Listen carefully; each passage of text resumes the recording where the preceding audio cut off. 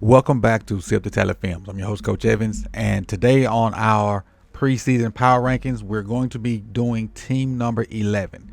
But let's get a quick recap of team number 12, and it was the Atlanta Falcons. For the Falcons in the quarterback room, they were 24th. They had the first running back room, in my opinion. Wide receiver 7, tight end 24, offensive line 8. Defensive line edge 30. 1 second. Linebackers 20, cornerbacks 8, and safety 14.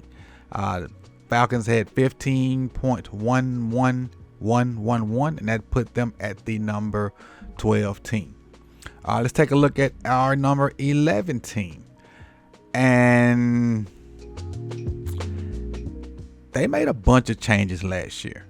Last year was the first year for a new head coach, and for what he does, he kept switching out guys, trying to find the right guys, and I think eventually at the end he did find guys that fit what he wanted to do.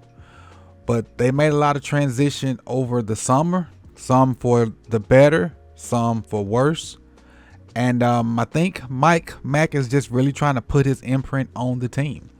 And with that being said, the number 11 team is the Seattle Seahawks, residing in the Pacific Northwest. Let's see what the Seahawks did in the draft to better their team and put a better product on the field in 2025.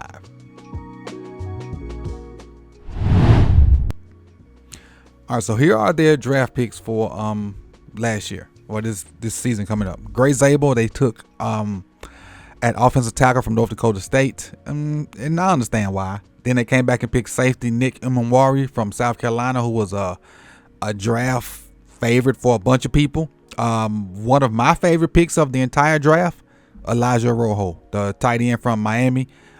In the second round. In the third round, they picked Jalen Milroe at quarterback, which is interesting. Very interesting. In the fifth round, they took Riley Mills, a defensive lineman out of Notre Dame. Another fifth round pick, the good receiver from Colorado State, Tony Horton. Another fifth round pick, Robbie Outson, the tight end from Alabama. They had a sixth is Bryce Kadabdu. I know I butchered that. Offensive tackle from Kansas. They came back with the running back from Damian Martinez from Miami in the seventh round. Another seventh round pick, Mason Richmond, offensive lineman from Iowa, which if he's from Iowa and he's offensive lineman, we know he's going to be good at zone stuff. And he's going to be tough as heck. Tough as nails. And then the last 7th round pick, Ricky White, wide receiver from UNLV. Let's take a look at who they have in each room and how I have them ranked. All right, starting in their quarterback room, they have Sam Darnold, along with Jalen Milroe, who they just drafted, and Drew Lock. I can't talk today. Drew Lock is in that room as well. That's an interesting quarterback room because Sam Darnold and Jalen Milroe couldn't be any more contrast. Couldn't be.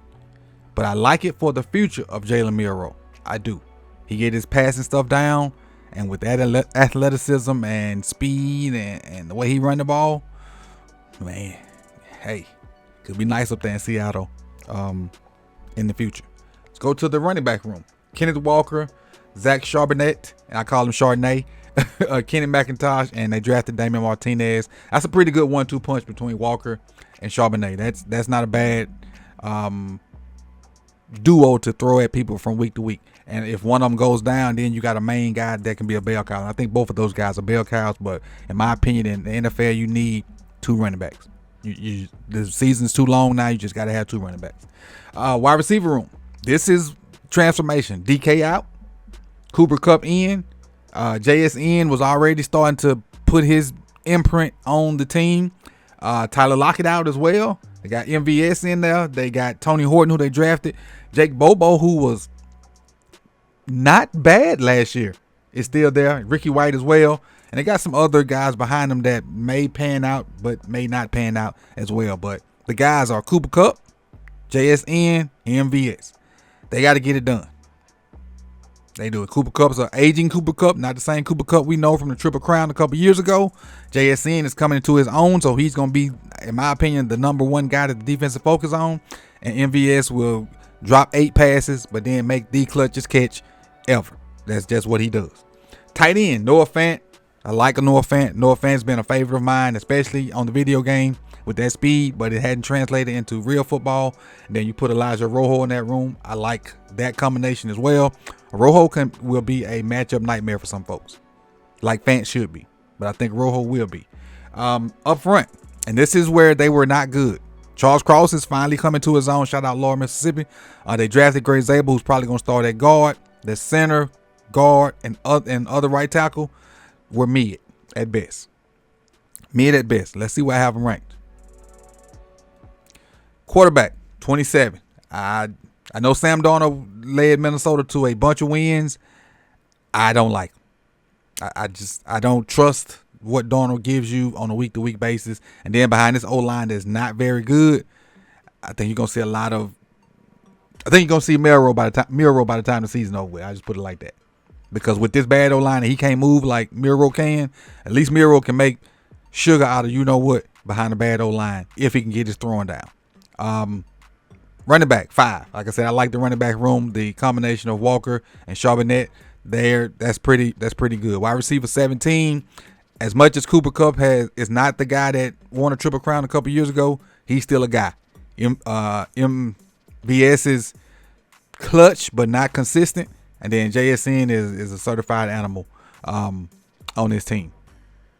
Tight end. I talked about the tight end. Got him at 15. Offensive line, I got at 25. That's a work in progress. But at least Charles Cross has started to come into his own for the Seattle Seahawks.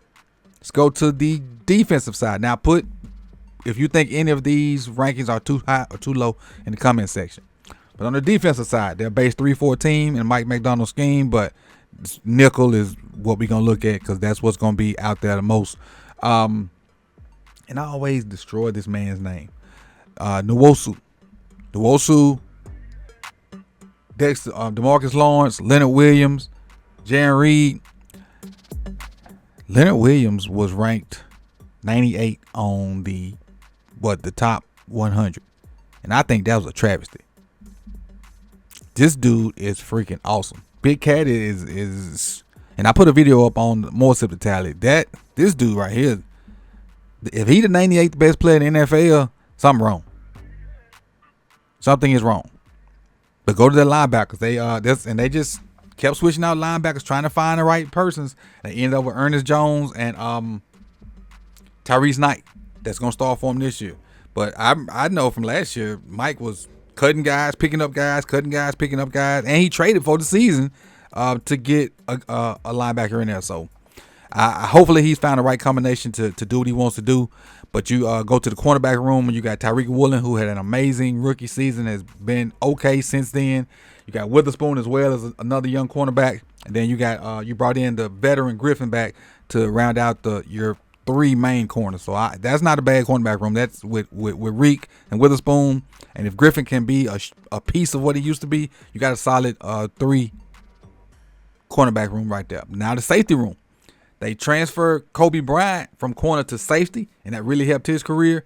And Bryce Love they kept as well. Is it Bryce Love? Julian Love. I'm sorry. Julian Love has been a good safety for him as well too. Julian Love I think is underrated.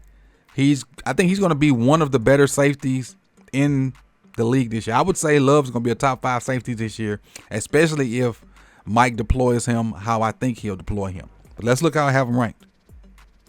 And don't forget, Emanwari's in that room now too. So Love may come down, and Emanwari may be one of them deep safeties. Defensive line edge, 7. I like Nwosu. I like Reed. I really like Big Cat. And you add Dexter Lawrence to that. That's formidable up front. Linebacker, 23. Mike's still trying to figure out who he wants and where he wants guys. Cornerback room I like as well. Got him at 11. Then safety room at number 4 with Love, Bryant.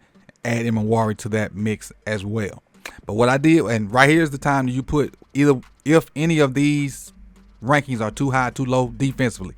But I took all those rankings together, add them up, divide them by 9, and it came out to be 14.88 8889, and that's why the Seattle Seahawks are the number 11 team on the Sip to Tally preseason power rankings. So at this point, again, put in the comment section whether you think they're too high, too low. I still got a shocker for you. Monday we'll start the top 10, and is that shocker at number 10? Maybe. Let me see. Let me check. Yes, Monday will be a shocker for you at number 10, and most of y'all probably say I'm crazy, but I appreciate you guys for coming out. You could have been anywhere in the world, but you chose to be here with me. Like the video, subscribe if you've not done so, hit that bell so you can be notified when the rest of this content drops, share, and comment.